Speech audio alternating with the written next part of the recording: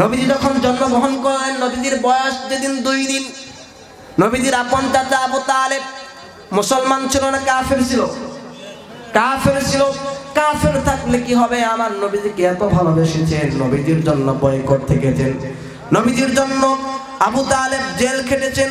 সে আবু তালেব একদিন চিঠিচারণ করে বললেন, মুহাম্মদ রে, একটা কথা আমার মনে হয়েছে, কথার জবাব কি তুমি দিতে পারবা মুহাম্মদ? নবীজি বললেন, চাচা কি বলতে চান বলেন। আবু তালেব বললেন, মুহাম্মদ রে, তোমার কি সেই দিনের কথা মনে আছে যেদিন তোমার বয়স মাত্র 2 দিন? আমি দেখতে পেলাম তোমার মা, তুমি ভূমিষ্ঠ হয়েছ, তোমাকে চাঁদনি আকাশের নিচে রেখে কি যেন টেনশন করতেছে, তোমাকে তেমন সময় দিচ্ছে না। তোমার কি সেই দিনের কথা মনে আছে কিনা বলো। নবীজি বললেন, চাচা আর কি বলতে চান বলেন। আবু তালেব বললেন, মুহাম্মদ রে, আমি দেখতে পেলাম তুমি আকাশের চাঁদের সঙ্গে খেলা করতেছিলা। খেলা করছো মানে তুমি যখন ডান দিকে হেলে যাও আকাশের চাঁদ ডান দিকে হেলে যায়, তুমি যখন বাম দিকে হেলে যাও আকাশের চাঁদ বাম দিকে হেলে যায়। তুমি যখন আকাশের চাঁদ কিরকম নিচের দিকে টান মারতে থাকো, আমি দেখতে পাচ্ছিলাম আকাশের চাঁদ মনে হয় তোমার হাতের ছোঁয়া ছোঁয়া হচ্ছে। তোমার কি সেই দিনের কথা মনে আছে কিনা বলো। নবীজি বললেন, চাচা যা দেখেছেন সত্য দেখেছেন, কারণ আমি দুনিয়ায় এসেছি, আমার বাবা নাই, আমার মায়ের মনক্ষুণ্ণ হৃদয়। আল্লাহ রাব্বুল আলামিন আমাকে সান্ত্বনা দেওয়ার জন্য আকাশের চাঁদকে আমার জন্য খেলনা বানিয়ে দিয়েছিলেন। বলেন সুবহানাল্লাহ।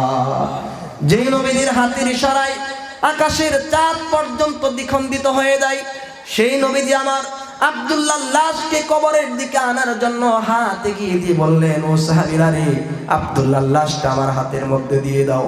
আবু বকর তুমি আমার ডানে নামো, উমর তুমি আমার বামে নামো।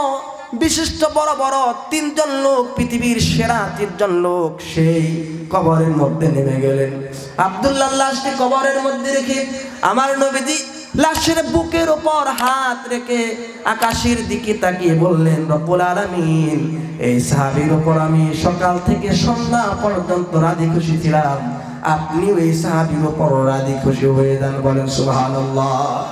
5 থেকে সাহাবায়ে কেরামের মধ্যে হযরত সাদ ইবনে আবি ওয়াক্কাস রাদিয়াল্লাহু তাআলা আনহু হাওমাও করে কেঁদে দিলেন আর আকাশের দিকে তাকিয়ে তাকিয়ে বললেন, রব্বুল আলামিন, এই লাশটা যদি আব্দুল্লাহর লাশ না হয়ে আমি সাদের লাশ হয়ে যেত, তাহলে আমার জীবনটা কতই না ধন্য হয়ে যেত। বলেন সুবহানাল্লাহ।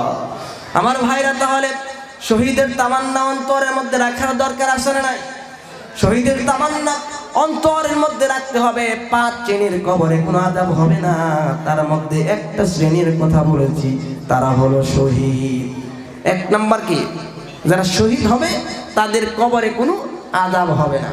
আবার বলেছি সূরা ফাতিরের মধ্যে 3টি কাজ যদি করতে পারো, সেই ব্যবসায় কোনো লস হবে না। দুনিয়ায় ব্যবসা করতে গেলে লাভ হয় লস হয়, এই চিন্তা মাথায় রেখে মানুষ ব্যবসায় নেমে যায়, ঠিক না? আল্লাহ বলেছেন, বান্দা এমন একটা ব্যবসার কথা আমি বলছি যেই ব্যবসায় লাভ হবে কিন্তু লস হওয়ার কোনো সম্ভাবনা নাই। জোরে বলেন সুবহানাল্লাহ। সেই ব্যবসার জন্য টার্গেট থাকতে হবে আমাদের কি? জান্নাত। আল্লাহ রাব্বুল আলামিন বলেন, ইন্নাল্লাযীনা ইয়াতলুনা কিতাবাল্লাহ। 1 নাম্বার কাজ হলো কোরআনটা তুমি নিয়মিত তিলাওয়াত করো। বলেন সুবহানাল্লাহ। কোরআন নিয়মিত তিলাওয়াত করতে হবে, তাহলে ব্যবসায় কোনো লস হবে না। কোরআন যদি আমরা নিয়মিত না পড়ি, ব্যবসায় লস হয়ে যাবে। সেই ব্যবসা হলো আখিরাতের ব্যবসা।